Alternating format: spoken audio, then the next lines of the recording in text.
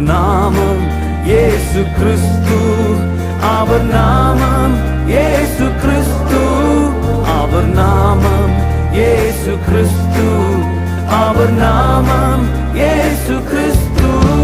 அவர் நாமத்தில் மன்னிப்பு உண்டு, அவர் நாமத்தில் ரட்சிப்பு உண்டு, அவர் நாமத்தில் மன்னிப்பு உண்டு, அவர் நாமத்தில் ரட்சிப்பு உண்டு.